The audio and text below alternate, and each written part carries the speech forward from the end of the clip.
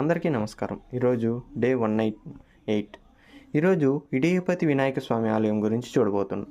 ఇడియపతిలో ఉన్న ఈ గణపతి ఆలయం చరిత్ర ప్రకారం శ్రీకృష్ణదేవరాయల కాలం 16వ శతాబ్దం నాటిది.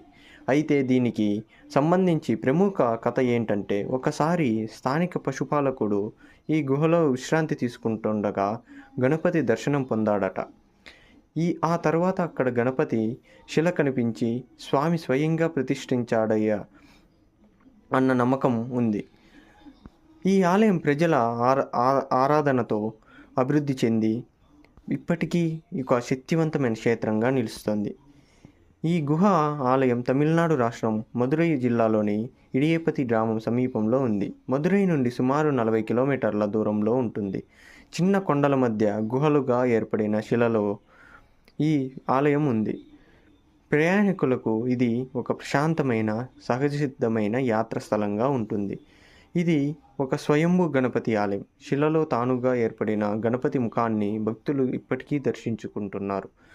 ఆలయం ప్రాంగణం గుహ అలంకరణలో ఉండటంతో శబ్ద ప్రతిధ్వని ఉండదు. పూర్తిగా మౌనం, భక్తితో కూడిన వాతావరణం ఉంటుంది. గణపతి విగ్రహం చాలా చిన్నదైనప్పటికీ దాని శక్తి అనుభూతి చాలా గొప్పది. ఇక్కడ చందనంతో పూజ మరియు అర్పణలు భారంగా కాకుండా తక్కువగా శుద్ధంగా ఇవ్వడం అనేది సాంప్రదాయం. ప్రత్యేకించి వినాయక చవితి నాడు భక్తులు పెద్ద సంఖ్యలో ఈ గుహలోకి వస్తారు. కానీ ఇతర రోజుల్లో ప్రశాంతంగా స్వామిని దర్శించుకోవచ్చు.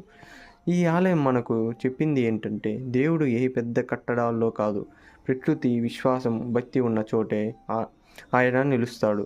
ఇడియపతిలోని ఈ గుహ గణపతి అలాంటి ఓ అనుభవాన్నే మనకు